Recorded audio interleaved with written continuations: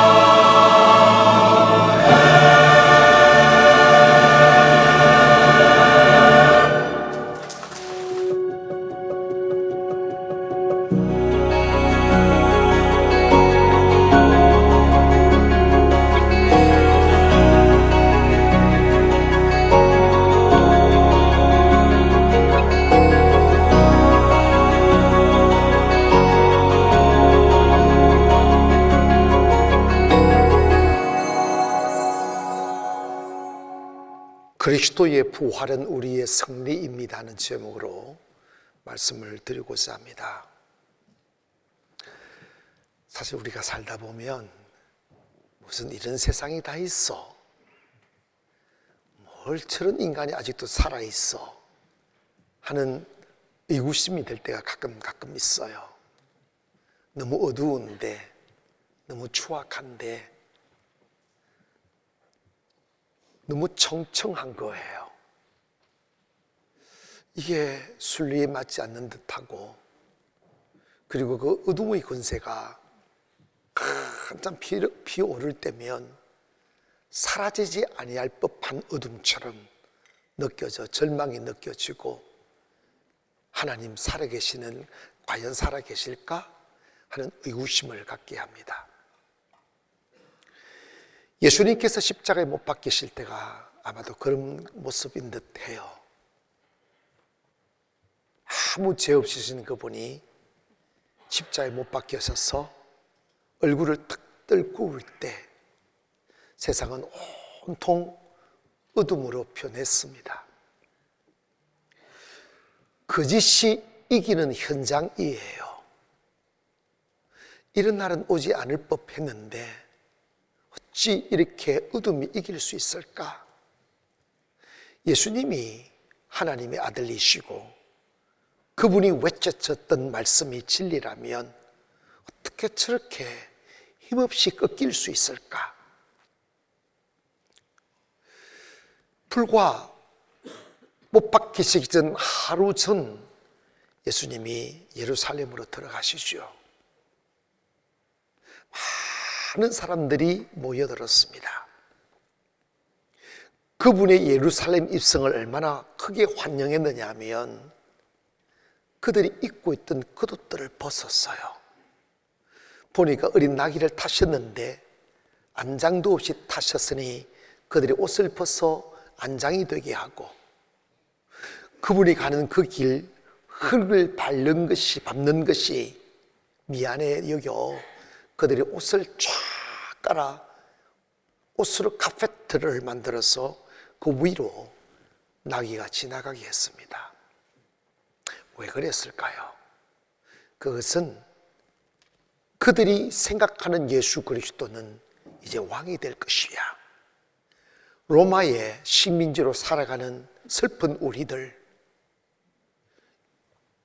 가정도 올바르게 세울 수 없고 인간의 존엄성도 보존받지 못하는 노예의 삶을 살아가는 그들에게 자유를 주시고 당당하게 독립국가를 만들어서 세계에 제1 가는 국가가 되어 유대인들도 그렇게 힘주어 살아가는 날이 있을 줄 알아 예수님을 왕으로 모셔드리는 거예요. 얼마나 기대감이 컸겠어요. 얼마나 저분이 왕이 되면 우리 얼마나 행복해질까? 불의가 사라지겠지? 정의로운 사회가 되겠지? 살만 나는 세상 되겠지? 하며 그렇게 호산나 참송하리로다 하며 막 응원하고 있습니다. 그랬던 그분이 예루살렘에 들어가자마자 칼과 창으로 무장한 로마 군인들에게 체포를 당합니다. 왕이 될 줄 알았던 그분이 매를 맞습니다. 힘이 셀 줄 알았는데 한마디 변명 없이 잔인하게 휘두르는 채찍에 피를 흘리고 휘두르는 채찍을 맞고 살줌을 떨어뜨립니다. 한참 맞다가 끌려 가야바의 뜰이라는 곳으로 끌려갑니다. 사내들인 공회 앞에 서서 불의한 재판상의 불법적인 심판을 받습니다. 아무 변명하지 않습니다. 너는 하나님의 아들이 아니야. 너는 하나님의 신성을 모독하는 신성 모독자야. 너는 이 유대 사회를 교란하게 하는 이단자야. 이런저런 종교적 죄목을 붙여가며 예수님의 죄를 무겁게 치워도 그때 주님은 그 어떤 변호하지 않습니다. 그 주변을 섰는 분노한 군중들과 칼과 창으로 위협하는 군인들의 위험 앞에 그 어느 한 사람 나타나 저분은 그런 분이 아니라 변호해 주는 이가 없었어요. 너무 나약했어요. 온 세상이 일어나 예수님을 죄인이라고 말합니다. 그러나 예수님조차도 변명하지 않고 그 죄인의 옷을 입습니다.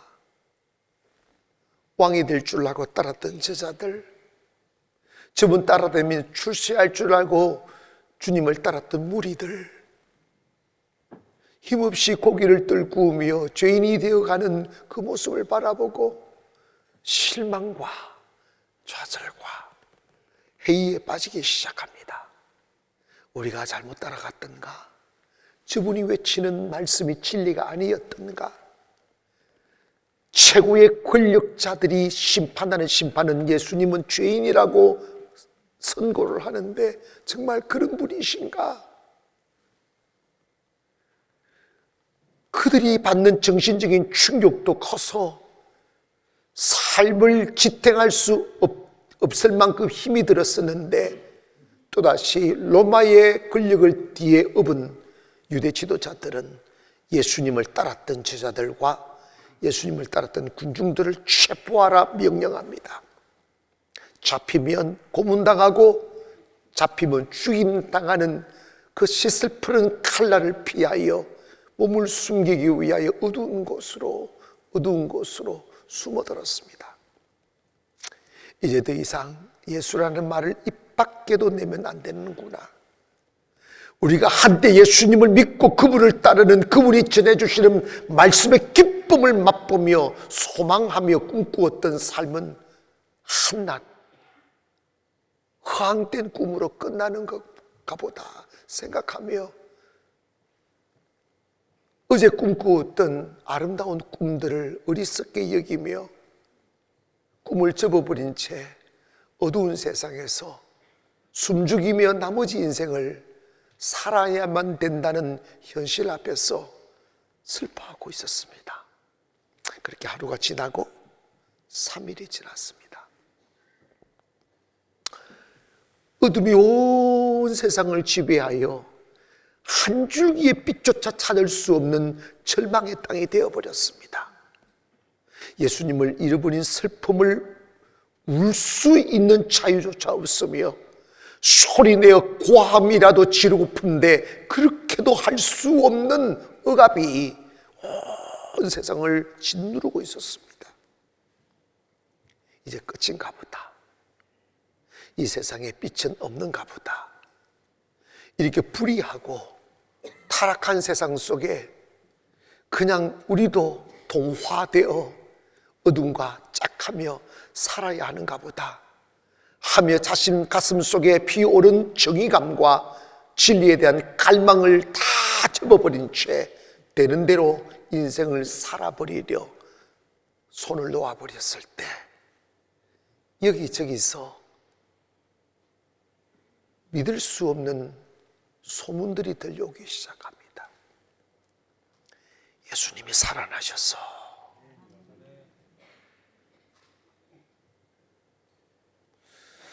믿을 수 없는 이야기이었기에 귀를 막고 또 막고 싶었었습니다. 그런데 그 소문이 계속 퍼지기 시작하는 거예요.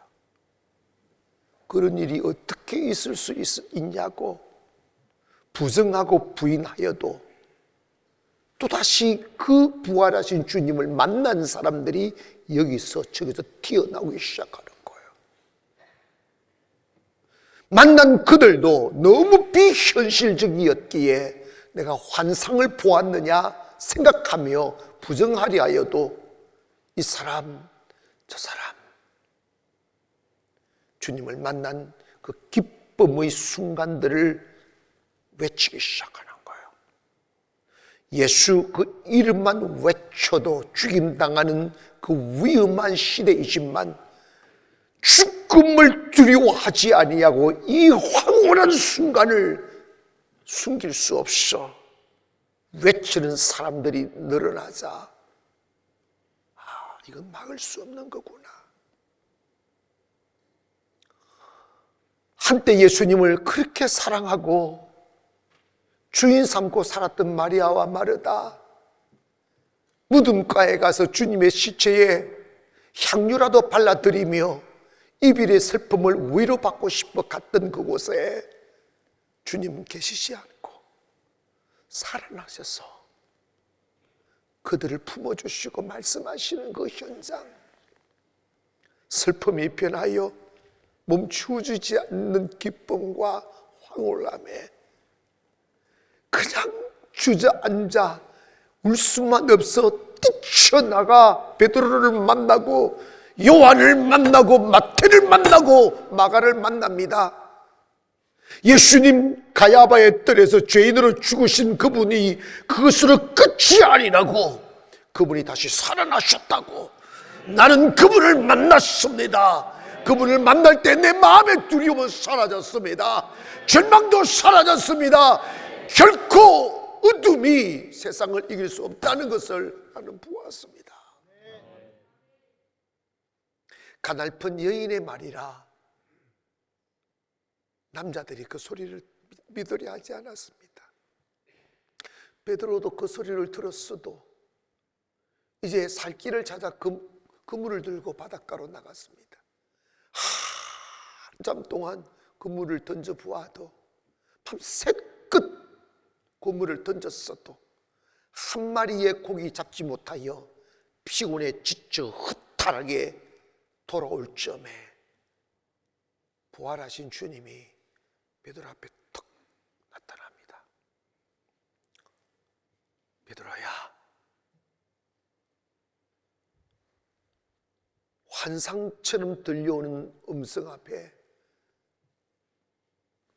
기에 많이 익었던 소리라, 그 소리를 향해 얼굴을 들어보니까 끝이라 생각했던 그 예수님이 부활하셔서 자기 앞에 덜렁 서 있는 거예요.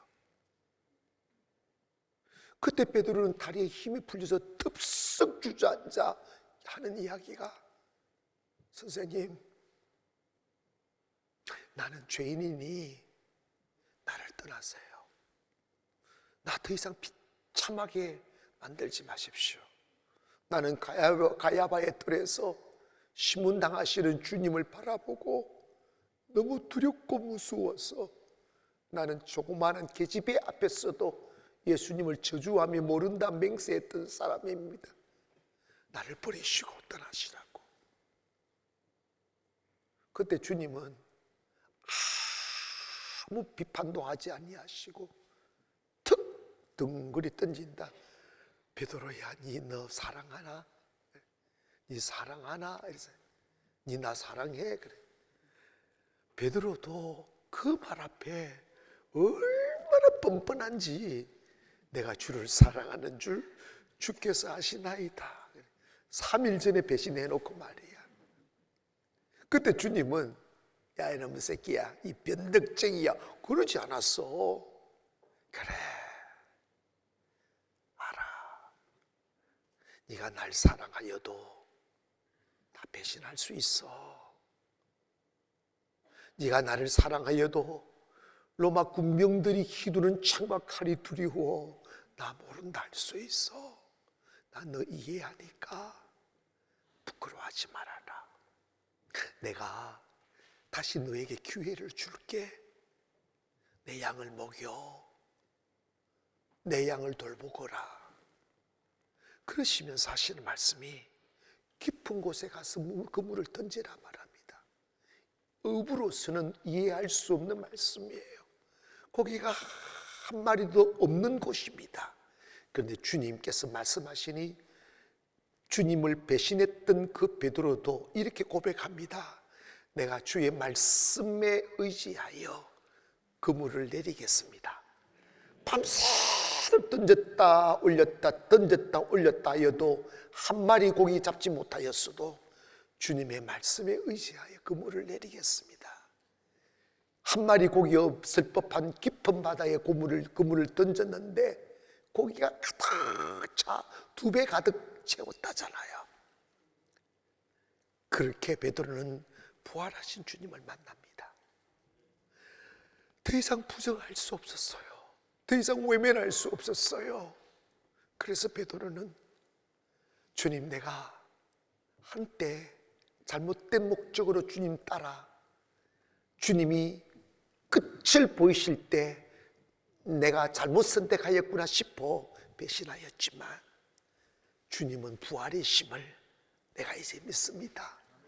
주님은 생명이심을 이제 믿습니다 하며 그 순간 베드로의 가슴 속에 깊은 결심을 합니다. 내가 살려 주 위에 따랐지만 이제부턴 나 주 위에 죽고 싶어.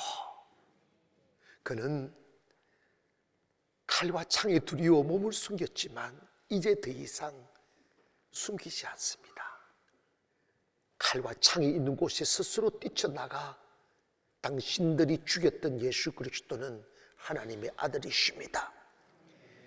당신네들이 주님을 죽여 진리를 은폐하였지만 예수 그리스도는 부활로 주님은 생명인 것을 증명했습니다 하며 목숨 걸고 주님을 전하기로 결단하고 길을 나섰습니다.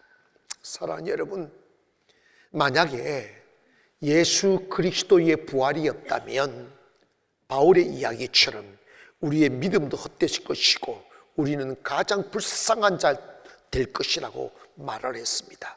그리고 더 중요한 것은 2000년이 지난 지금 오늘 저와 여러분이 그 예수 그리스도를 찬송하며 부활을 노래하며 찬양하는 이 예배의 장소가 주님이 살아계신 증거임을 믿기를 바랍니다. 때문에 이 부활은 먼저 거짓을 이긴 거예요. 예수님을 죽였던 유대 지도자들은 예수님을 모두 거짓으로 거짓된 죄명을 붙여서 예수님을 죽이게 했습니다. 네, 여러분, 살다 보면 억울한 소리 듣습니다. 음해하는 소리 듣습니다. 너무 부끄럽습니다. 창피합니다. 근데 여러분, 꼭 변명하지 않고 주님이 털 깎는 자 앞에서 잠잠했던 어린 양처럼 한마디 변명치 않고 그 치욕의 길을 걸었습니다. 그리고 사람들이 생각하는 끝이라고 하는 죽음까지 삼켰습니다. 그러나 주님이 거짓이 아니고 주님이 진리시며 주님은 사망의 권세가 이길 수 없는 생명임을 부활로 증명했습니다. 부활하자 모든 유대인들의 그 주장들이 다 거짓임이 드러났습니다. 사랑하는 여러분, 우리 대한민국은 과거에 미풍양속이라는 격언이 있어요. 아름다운 풍속을 가진 민족이라는 거죠. 우리 어릴 적에 담장 없이 살았어요. 이웃집 사람을 의심하지 않았어요. 어디 갈 때 우리 집에 짐승에 밥 좀 줘 하고 갑니다. 안방 다 들어갔다 나갔다 합니다. 그래도 탈이 없었어요. 그런데 왜 이렇게 지금에 와서 대한민국은 도둑놈이 많아졌어요? 거짓말하는 사람들이 많아졌어요. 사기 공화국이 되었어요. 보이스피싱, 주가 조작, 컴퓨터 해킹, 이런 많은 사기 치는 사람들이 왜 이렇게 많은지 모르겠어요. 사기 칠 곳이 없어서 교회까지 들어와서 사기를 친다니까. 근데 제가 곰곰이 한번 생각해 봤어요. 왜 사람들이 거짓말할까? 거짓말 뒤에는 탐욕이 있어요. 욕심이 있어요. 더 많은 것을 얻으려고 감추는 거예요. 자기의 탐욕을 감추는 게 거짓말이에요. 근데 부활하신 주님이 믿어지면 우리 거짓말할 필요 없어요. 부활하신 주님을 믿으면 거짓말할 필요가 없어요. 왜냐? 제가 살아보니까 주님을 믿으니까 거짓말 필요가 없는 게 기도하면 다 주시더라. 기도하면 다 이루어지더라. 이것이 믿어지면 거짓말에서 얻으려 하지 아니하고 기도에서 얻으면 당당하죠. 거짓말하여 얻는 것은 불안하잖아요. 두렵잖아요. 부활하신 주님께서 말씀하셨어요. 너희가 내 이름으로 무엇이든지 원하는 대로 구하라. 내가 주시리라. 너희가 내 안에 거하고 내 말이 너희 안에 거하면 whatever you ask, 무엇이든지 구해라. It will be done for you 합니다. 너 미래에 필요한 시간에 가면 이루어져 있을 것이다. 이것은 실현하시지 아니하시는 주님의 약속입니다. 주님이 만약에 거짓말하시면 그건 주님이 될 수가 없어요. 하나님이 하나님이시고 예수님이 예수님이신 것은 거짓말하지 않기 때문인 것입니다. 말씀하신 대로 이루어 주시기 때문입니다. 사랑하는 여러분, 부활 전에 예수님을 우리가 안다면 거짓말할 수밖에 없어요. 그러나 부활하신 주님을 만난 우리는 거짓말할 필요가 없어요. 왜냐? 사람에게 기대어 살거나 땀을 흘려 사는 것이 아니라 여러분 진정 필요가 있으면 믿음 가지고 기도하기를 원합니다. 그러면 주님이 응답해 주시더라는 거예요.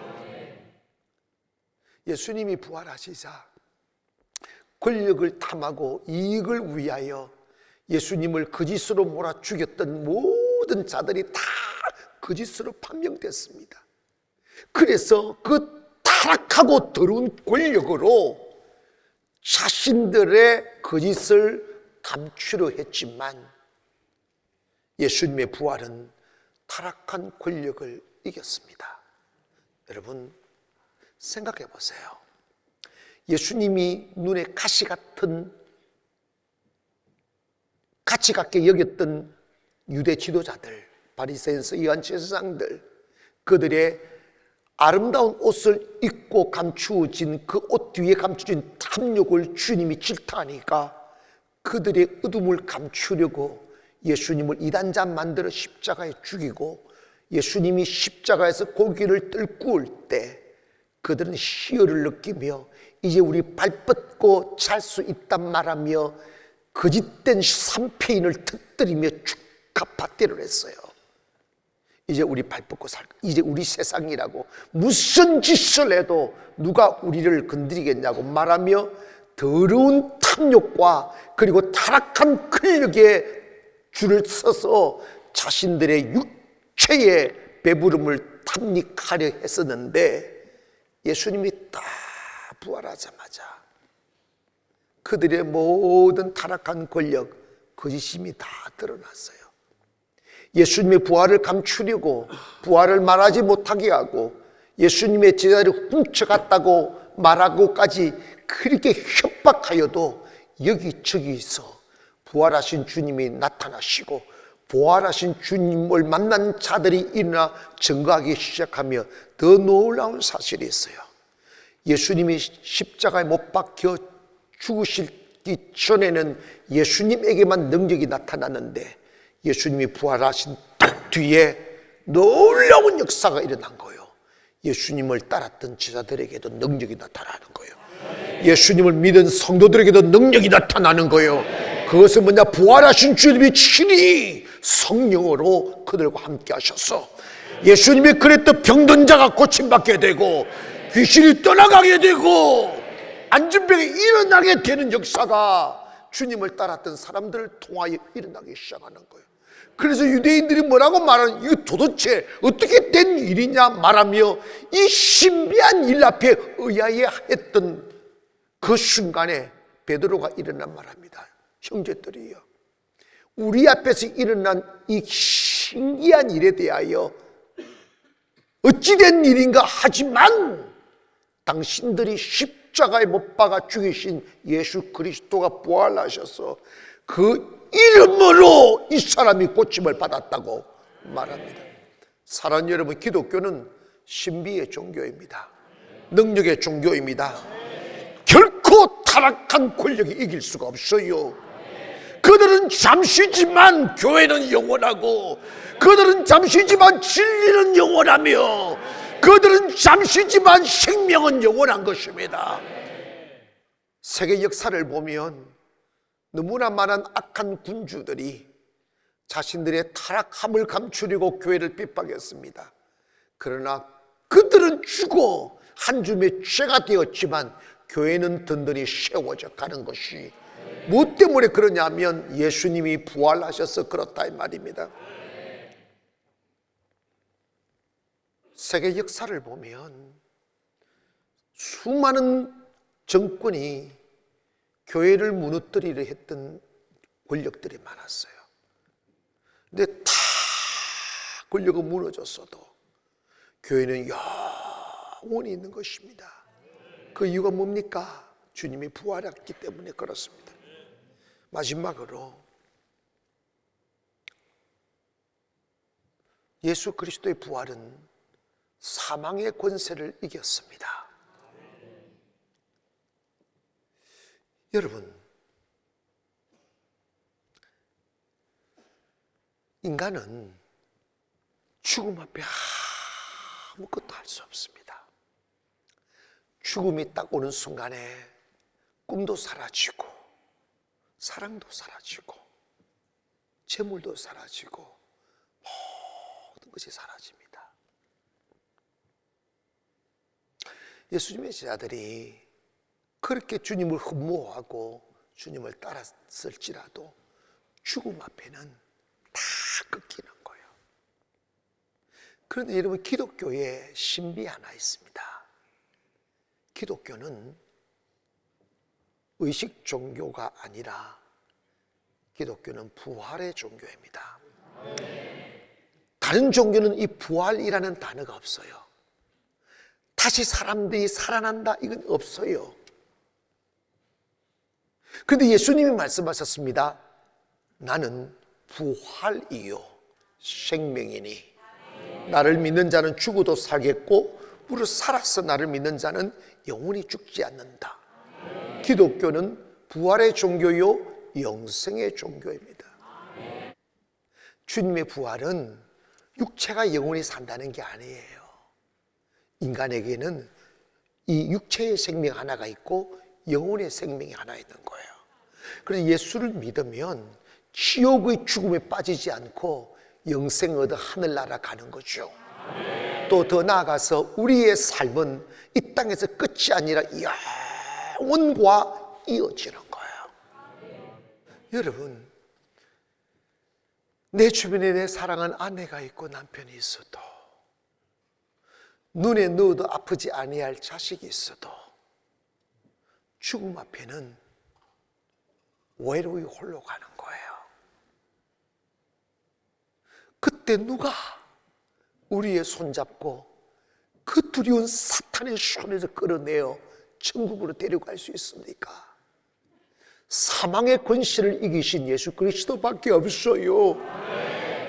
그분이 내 안에 계셔야 어둠의 권세에서 나를 자유케 하고 그 찬란하고 아름다운 천국으로 우리를 데려갈 수 있는 분은 예수 그리스도입니다. 주님 말씀하십니다. 내가 부활이고 생명이다. 나를 믿기만 해라. 너 저주의 죽음 죽지 않는다. 다시 살아나 천국 갈 수 있어. 이게 성경입니다. 예수 그리스도의 부활은 부활의 첫 열매라 그랬어요. 이 말씀은 예수님이 부활로 증명했으니 예수 믿으면 예수님처럼 부활한다는 것을 의미하는 겁니다. 사랑하는 여러분, 잠시 어두운 세상 살지만 예수 믿고 살다 보면 그 어둠이 빛으로 바뀝니다. 잠시 살 수 없는 절망에 빠질지라도 부활, resurrection, 다시 일어나는 거예요. 다시 살아나는 거예요. 예수님의 부활 때문에 여러분의 삶이 더 아름다워지고 더 축복으로 쌓여지고 사는 자 되기를 원합니다. 괜히 방구석에 치맥게 가지고 문 그릇 잠그고 어둠 속에 있지 마시고 벌떡 일어나기를 원합니다. 부활하신 주님이 나와 함께 하시면 나 일어날 수 있어. 다시 살아날 수 있어. 나 회복될 수 있어. 그 믿음 가지고 살 때 여러분의 어두운 삶에 사라지지 않는 햇살이 비치는 거예요. 희망, 강력한 힘으로 다가오는 희망이 여러분의 가슴을 메울 것이고 그것이 현실이 되어 춤추며 자랑하며 죽음이 기다리는 자리에도 그 부활하신 주님을 전하게 되는 거예요. 2024년도 이제 부활을 맞이해서 여러분의 가정과 사업장과 삶에 부활의 기쁨이 충만하기를 주의 이름으로 축원합니다.